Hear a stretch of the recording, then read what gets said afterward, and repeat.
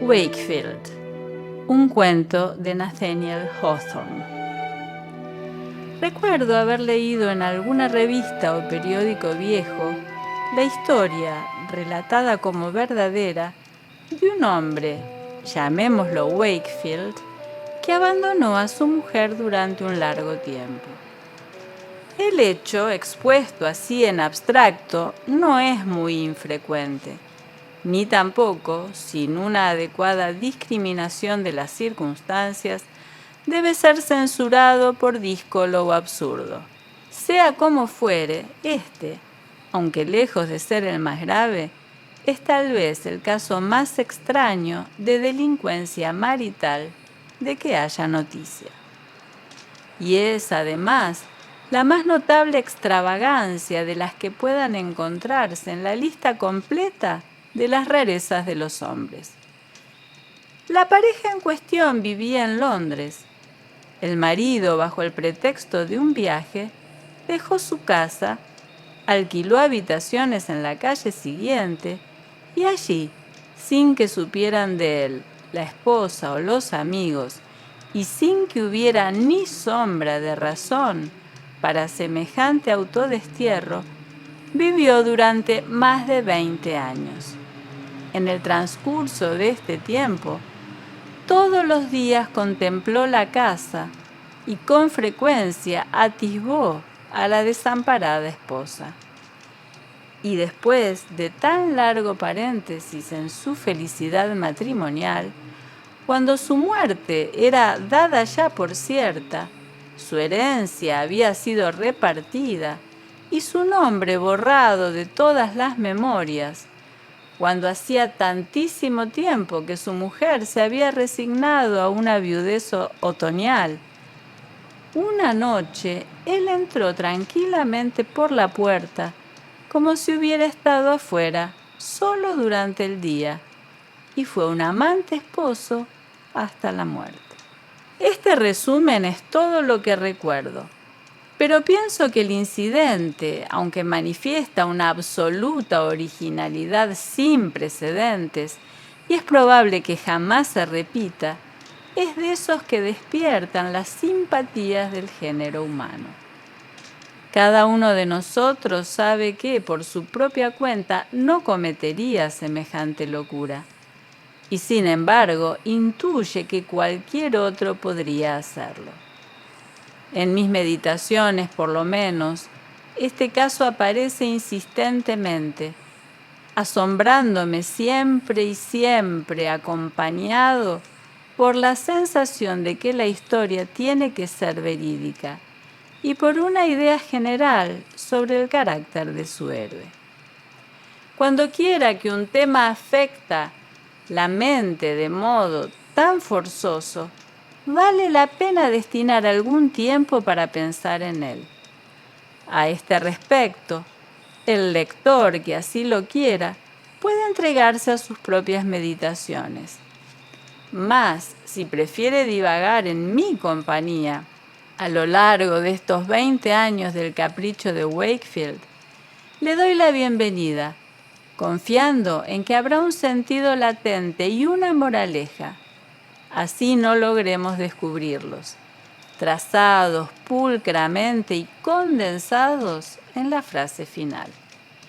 El pensamiento posee siempre su eficacia y todo incidente llamativo su enseñanza. ¿Qué clase de hombre era Wakefield? Somos libres de formarnos nuestra propia idea y darle su apellido. En ese entonces se encontraba en el meridiano de la vida. Sus sentimientos conyugales, nunca violentos, se habían ido serenando hasta tomar la forma de un cariño tranquilo, consuetudinario. De todos los maridos, es posible que fuera el más constante, pues una especie de pereza mantenía en reposo a su corazón donde quiera que lo hubiera asentado. Era intelectual, pero no en forma activa. Su mente se perdía en largas y ociosas especulaciones que carecían de propósito o del vigor necesario para alcanzarlo. Sus pensamientos rara vez poseían suficientes ímpetus como para plasmarse en palabras. La imaginación, en el sentido correcto del vocablo, no figuraba entre las dotes de Wakefield. Dueño de un corazón frío, pero no depravado o errabundo, y de una mente jamás afectada por la calentura de ideas turbulentas ni aturdida por la originalidad. ¿Quién se hubiera imaginado que nuestro amigo habría de ganarse un lugar prominente entre los autores de proezas excéntricas? Si se hubiera preguntado a sus conocidos cuál era el hombre que con seguridad no haría hoy nada digno de recordarse mañana, habrían pensado en Wakefield. Únicamente su esposa del alma podría haber titubeado. Ella, sin haber analizado su carácter, era medio consciente de la existencia de un pasivo egoísmo anquilosado en su mente inactiva, de una suerte de vanidad, su más incómodo atributo, de cierta tendencia a la astucia, la cual rara vez había producido efectos más positivos que el mantenimiento de secretos triviales que ni valía la pena confesar. Y finalmente de lo que ella llamaba algo raro en el buen hombre. Esta última cualidad es indefinible y puede que no exista. Ahora, imaginémonos a Wakefield despidiéndose de su mujer. Cae el crepúsculo en un día de octubre. Compone en su equipaje un sobretodo deslustrado, un sombrero cubierto con un hule, botas altas, un paraguas en una mano y un maletín en la otra. Le ha comunicado a la señora de Wakefield que debe partir en el coche nocturno para el campo. De buena gana ella le preguntaría por la duración y objetivo del viaje, por la fecha probable del regreso, pero dándole gusto a su inofensivo amor por el misterio, se limita a interrogarlo con la mirada. Él le dice que de ningún modo lo espere en el coche de vuelta y que no se alarme si tarda 3 o 4 días, pero que en todo caso cuente con él para la cena el viernes por la noche. El propio Wakefield, tengámoslo presente, no sospecha lo que se viene. Le ofrece ambas manos. Ella tiende las suyas y recibe el beso de partida a la manera rutinaria de un matrimonio de 10 años. Y parte el señor Wakefield, en plena edad madura, casi resuelto a confundir a su mujer mediante una semana completa de ausencia. Cierra la puerta, pero ella advierte que la entreabre de nuevo y percibe la cara del marido sonriendo a través de la abertura antes de fumarse en un instante. De momento no le presta atención a este detalle, pero tiempo después, cuando lleva más años de viuda que de esposa, aquella sonrisa vuelve una y otra vez y flota en todos sus recuerdos del semblante de Wakefield. En sus copiosas cavilaciones, incorpora la sonrisa original en una multitud de fantasías que la hacen extraña y horrible. Por ejemplo, si se lo imagina en un ataúd, aquel gesto de despedida parece helado en sus facciones. O si lo sueña en el cielo, su alma bendita ostenta una sonrisa serena y astuta. Empero, gracias a ella, cuando todo el mundo se ha resignado a darlo ya por muerto, ella a veces duda que de veras sea viuda. Pero quien nos incumbe es su marido. Tenemos que correr tras él por las calles antes de que pierda la individualidad y se confunda en la gran masa de la vida londinense. En vano lo buscaríamos allí. Por tanto, sigámoslo pisando sus talones hasta que, después de dar algunas vueltas y rodeos superfluos, lo tengamos cómodamente instalado al pie de la chimenea en un pequeño alojamiento alquilado de antemano. Nuestro hombre se encuentra en la calle vecina y al final de su viaje. Difícilmente puede agradecerle a la buena suerte el haber llegado sin ser visto. Recuerda que en algún momento la muchedumbre lo detuvo precisamente bajo la luz de un farol encendido, que una vez sintió pasos que parecían seguir los suyos, claramente distinguibles entre el multitudinario pisoteo que lo rodeaba, y que luego escuchó una voz que gritaba a lo lejos y le pareció que pronunciaba su nombre. Sin duda alguna, una docena de fisgones lo habían estado espiando y habían corrido a contárselo todo a su mujer. Pobre Wakefield, qué poco sabes de tu propia insignificancia en este mundo inmenso. Ningún ojo mortal fuera del mío te ha seguido las huellas. Acuéstate tranquilo, hombre necio, y en la mañana, si eres sabio, vuelve a tu casa y dile la verdad a la buena señora de Wakefield. No te alejes, ni siquiera por una corta semana, del lugar que ocupas en su casto corazón. Si por un momento te creyera muerto o perdido o definitivamente separado de ella, para tu desdicha notarías un cambio irreversible en tu fiel esposa. Es peligroso abrir grietas en los afectos humanos, no porque rompan mucho a lo largo y ancho, sino porque se cierran con mucha rapidez. Casi arrepentido de su travesura, o como quiera que se pueda llamar, Wakefield se acuesta temprano y, despertando después de un primer sueño, extiende los brazos en el amplio desierto solitario del desacostumbrado lecho. No, piensa, mientras se arropa en las cobijas, no dormiré otra noche solo. Por la mañana, madruga más que de costumbre y se dispone a considerar lo que en realidad quiere hacer.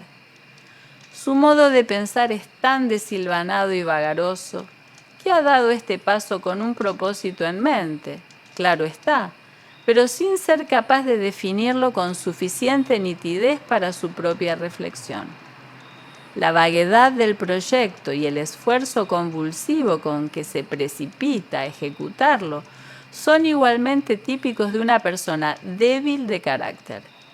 No obstante, Wakefield escudriña sus ideas tan minuciosamente como puede y descubre que está curioso por saber cómo marchan las cosas por su casa, cómo soportará su mujer ejemplar la viudez de una semana y, en resumen, cómo se afectará con su ausencia la reducida esfera de criaturas y de acontecimientos en la que él era objeto central. Una morbosa vanidad, por lo tanto, está muy cerca del fondo del asunto. Pero, ¿cómo realizar sus intenciones? No, desde luego, quedándose encerrado en este confortable alojamiento donde, aunque durmió y despertó en la calle siguiente, está efectivamente tan lejos de casa como si hubiera rodado toda la noche en la diligencia. Sin embargo, si reapareciera, echaría a perder todo el proyecto. Con el pobre cerebro embrollado sin remedio por este dilema, al fin se atreve a salir, resuelto en parte a cruzar la bocacalle y echarle una mirada presurosa al domicilio desertado. La costumbre, pues es un hombre de costumbres, lo toma de la mano y lo conduce, sin que él se percate en lo más mínimo, hasta su propia puerta. Y allí, en el momento decisivo, el roce de su pie contra el peldaño lo hace volver en sí. «Wakefield, ¿a dónde vas?». En ese preciso instante su destino viraba en redondo.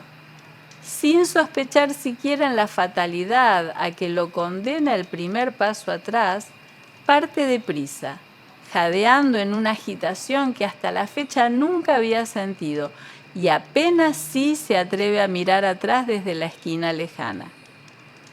¿Será que nadie lo ha visto? ¿No armarán un alboroto todos los de la casa? La recatada señora de Wakefield, la avispada sirvienta y el sucio pajecito, persiguiendo por las calles de Londres a su fugitivo amo y señor. Cape milagroso. Cobra coraje para detenerse y mirar a la casa. Pero lo desconcierta la sensación de un cambio en aquel edificio familiar, igual a las que nos afectan cuando, después de una separación de meses o años, volvemos a ver una colina o un lago o una obra de arte de los cuales éramos viejos amigos. En los casos ordinarios, esta impresión indescriptible se debe a la comparación y al contraste entre nuestros recuerdos imperfectos y la realidad. En Wakefield, la magia de una sola noche ha operado una transformación similar, puesto que en este breve lapso ha padecido un gran cambio moral, aunque él no lo sabe. Antes de marcharse del lugar, alcanza a entrever la figura lejana de su esposa, que pasa por la ventana dirigiendo la cara hacia el extremo de la calle. El marrullero ingenuo parte despavorido, asustado de que sus ojos lo hayan distinguido entre un millar de átomos mortales como él. Contento se le pone el corazón, aunque el cerebro está algo confuso, cuando se ve junto a las brasas de la chimenea en su nuevo aposento.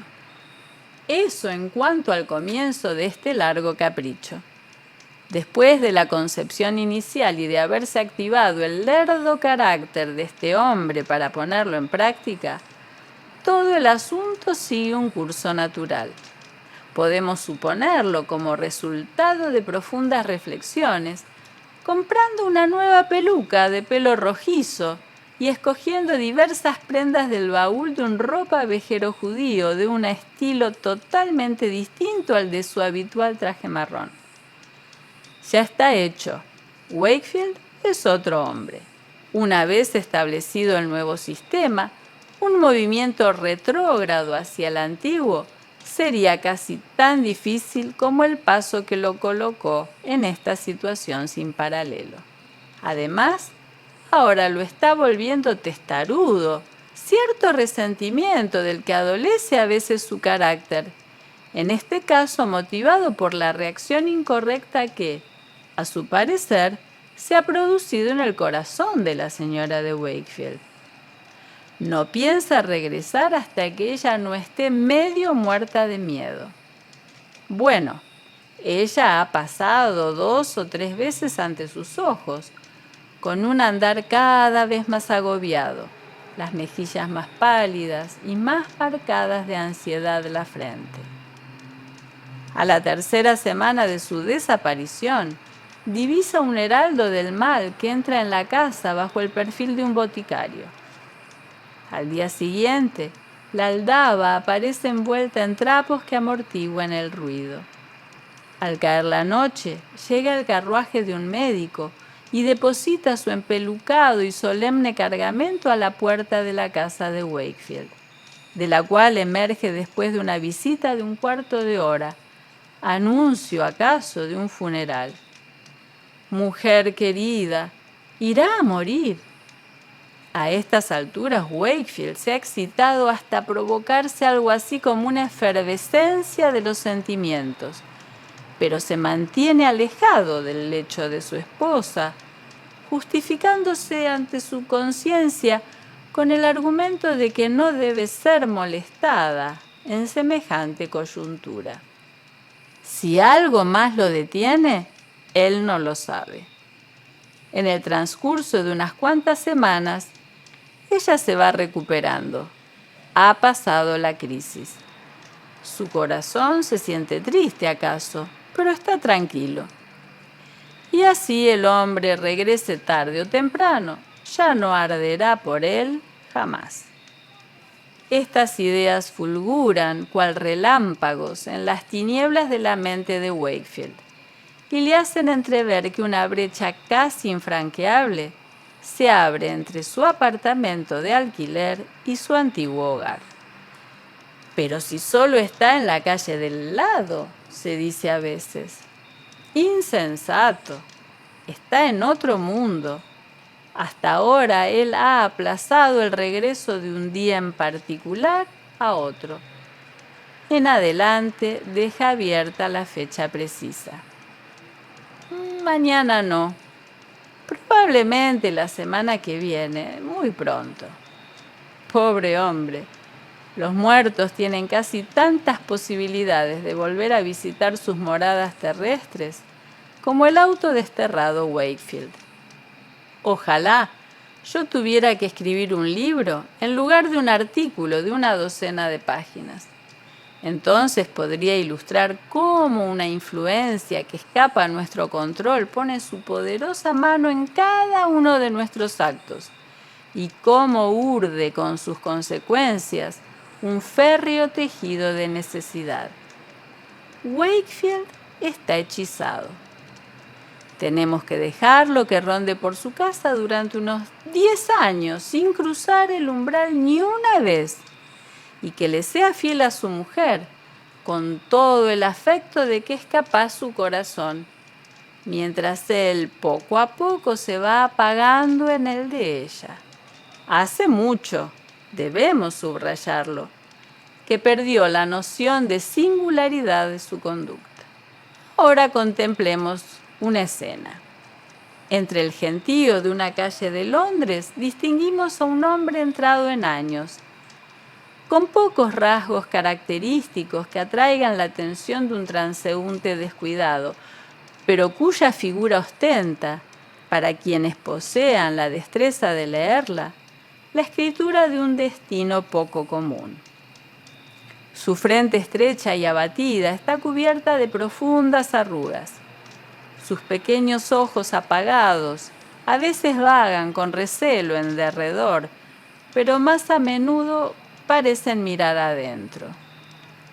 Agacha la cabeza y se mueve con un indescriptible sesgo en el andar, como si no quisiera mostrarse de frente entero al mundo. Obsérvelo el tiempo suficiente para comprobar lo que hemos descrito y estará de acuerdo con que las circunstancias que con frecuencia producen hombres notables a partir de la obra ordinaria de la naturaleza han producido aquí uno de estos.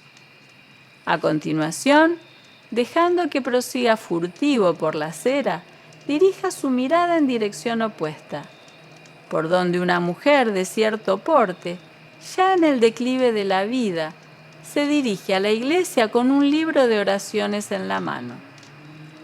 Exhibe el plácido semblante de la viudez establecida.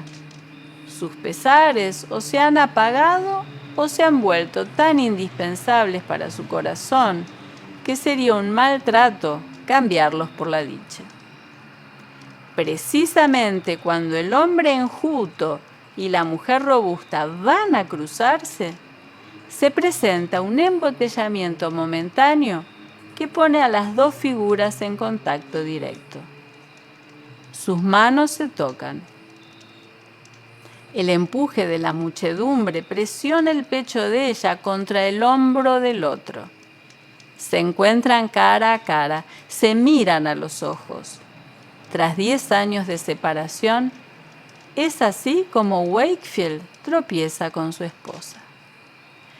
Vuelve a fluir el río humano y se lo lleva a cada uno por su lado.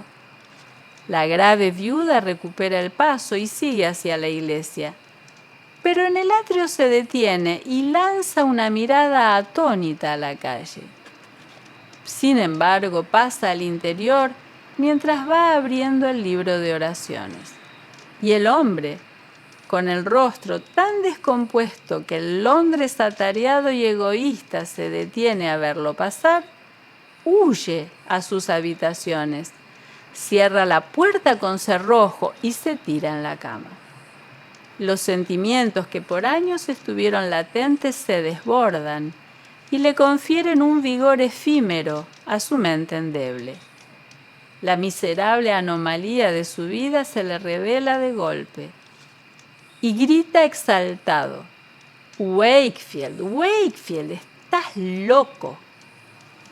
Quizás lo estaba.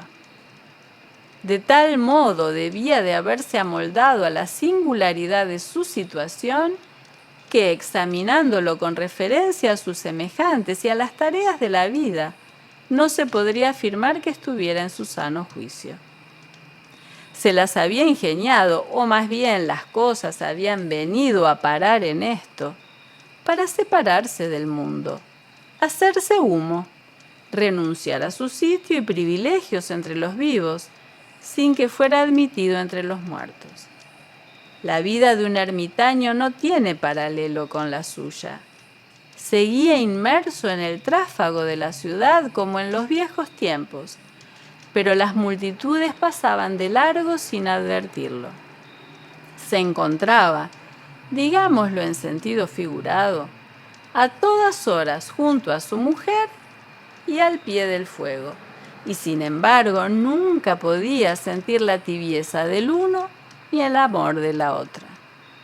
El insólito destino de Wakefield fue el de conservar la cuota original de afectos humanos y verse todavía involucrado en los intereses de los hombres, mientras que había perdido su respectiva influencia sobre unos y otros. Sería un ejercicio muy curioso determinar los efectos de tales circunstancias sobre su corazón y su intelecto, tanto por separado como al unísono.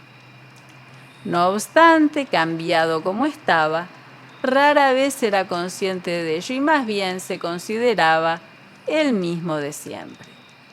En verdad, a veces lo asaltaban vislumbres de la realidad, pero solo por momentos. Y aún así, insistía en decir: «Pronto regresaré», sin darse cuenta de que había pasado 20 años diciéndose lo mismo. Imagino también que, mirando hacia el pasado, estos 20 años le parecerían apenas más largos que la semana por la que en un principio había proyectado su ausencia. Wakefield consideraría la aventura como poco más que un interludio en el tema principal de su existencia. Cuando, pasado otro ratito, juzgara que ya era hora de volver a entrar a su salón, su mujer aplaudiría de dicha al ver al veterano señor Wakefield. ¡Qué triste equivocación! Si el tiempo esperara hasta el final de nuestras locuras favoritas, todos seríamos jóvenes hasta el día del juicio. Cierta vez, pasados 20 años desde su desaparición, Wakefield se encuentra dando el paseo habitual hasta la residencia que sigue llamando suya. Es una borrascosa noche de otoño.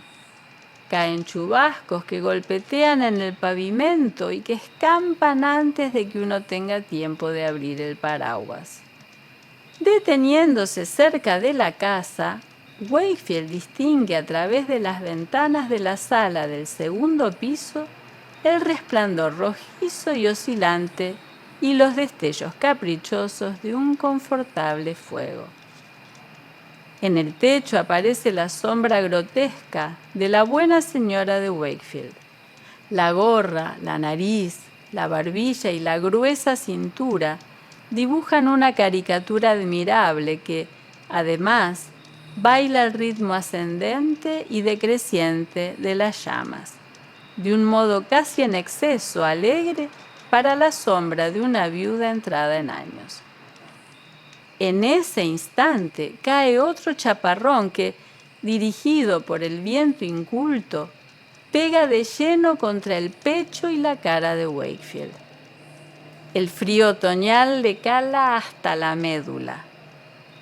¿Va a quedarse parado en ese sitio, mojado y tiritando, cuando en su propio hogar arde un buen fuego que puede calentarlo, cuando su propia esposa correría a buscarle la chaqueta gris y los calzones que con seguridad conserva con esmero en el armario de la alcoba? No, Wakefield no es tan tonto. Sube los escalones con trabajo. Los 20 años pasados, desde que los bajó, le han entumecido las piernas, pero él no se da cuenta. Detente, Wakefield. ¿Vas a ir al único hogar que te queda? Pisa tu tumba, entonces. La puerta se abre. Mientras entra, alcanzamos a echarle una mirada de despedida a su semblante y reconocemos la sonrisa de astucia que fuera precursora de la pequeña broma que desde entonces ha estado jugando a costa de su esposa. Cuán despiadadamente se ha burlado de la pobre mujer. En fin, deseémosle a Wakefield buenas noches. El suceso feliz, suponiendo que lo fuera, solo puede haber ocurrido en un momento impremeditado. No seguiremos a nuestro amigo a través del umbral. Nos ha dejado ya bastante sustento para la reflexión, una porción del cual puede prestar su sabiduría para una moraleja y tomar la forma de una imagen. En la aparente confusión de nuestro mundo misterioso, los individuos se ajustan con tanta perfección a un sistema y los sistemas unos a otros y a un todo, de tal modo que con solo dar un paso a un lado, cualquier hombre se expone al pavoroso riesgo de perder para siempre su lugar. Como Wakefield, se puede convertir, por así decirlo, en el paria del universo.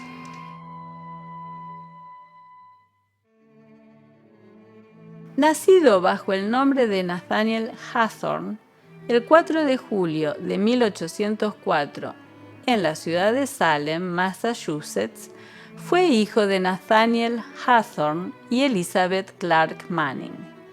Su infancia fue difícil debido a la muerte de su padre cuando Hawthorne tenía 4 años.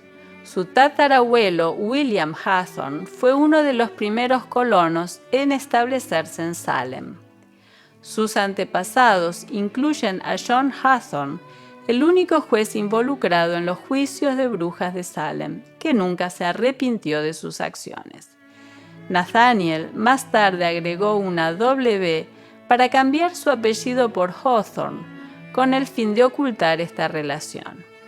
Hasta la publicación de su primer libro, Cuentos 2 veces contados, en 1837, y al cual pertenece el cuento Wakefield, Hawthorne escribió en total anonimato en la casa familiar.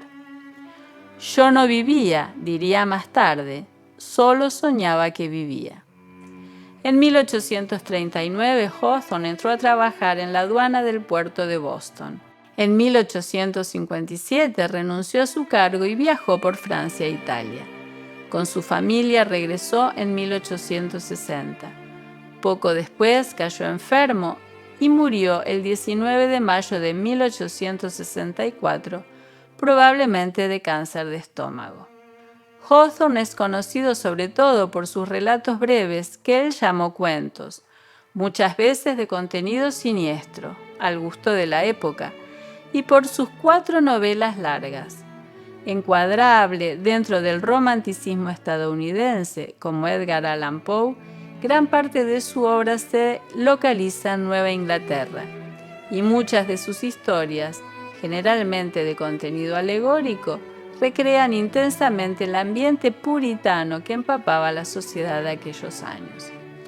Jorge Luis Borges observa que sus cuentos expresan el tenue mundo crepuscular o lunar de las imaginaciones fantásticas.